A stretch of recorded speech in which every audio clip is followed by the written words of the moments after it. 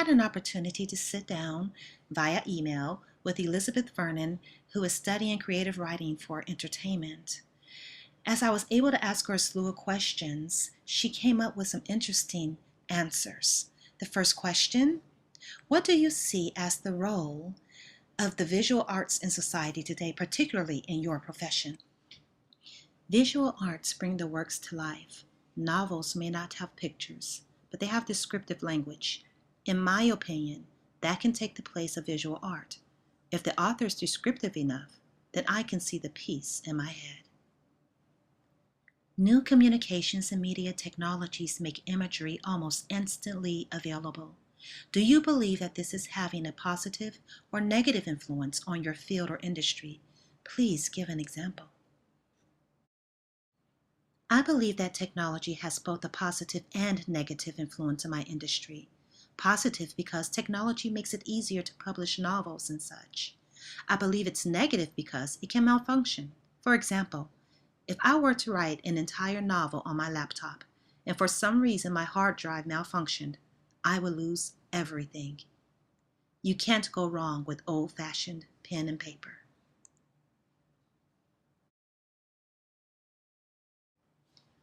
What popular images do you see that are frequently repeated throughout your industry?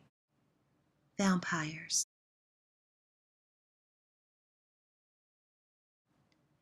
What film, novel, or song would you credit for motivating and or inspiring you in the visual arts industry, and why? The novel that motivated me in the visual arts industry is Where the Red Fern Grows by Wilson Rawls. It is my favorite book. I've been writing since I was 14, but it was this particular book that inspired me to make a career out of my talent. I thought, if Wilson Rawls could write one of the best books on earth, then maybe I can share my writing too. As an artist, do you believe you have a responsibility to your audience to reach beyond the confines of indulgence or pure entertainment to empower, embolden, teach, and or enlighten by means of the visual arts? I do believe I have this responsibility. I have always believed that if I can get just one person to read one thing I have written, that I can change them. I think all writing should have a moral, a lesson to be learned, even if it is with descriptive words. Who is one of your favorite artists? And or what is your favorite style of visual art? I would have to say my favorite artist would be William Shakespeare. He has the most beautiful stage settings in his plays. I have two favorite styles of visual art: stage settings and photography. Photographs can catch animals, people, and even places in the most amazing ways. How has your knowledge of famous artworks influenced your creative process? Truthfully, these famous artworks haven't influenced me in the slightest.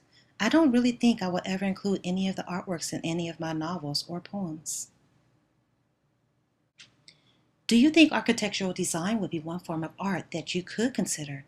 I know J.K. Rowling is one of your favorite authors. Do you believe she considered the art of architecture when creating and writing about the school and town that Harry Potter was set in? Actually, I would consider architectural design. I have always been fascinated by the way many buildings and structures are designed. I believe J.K. Rowling did consider the architecture when she developed Harry Potter. How could she not? Hogwarts was so complicated.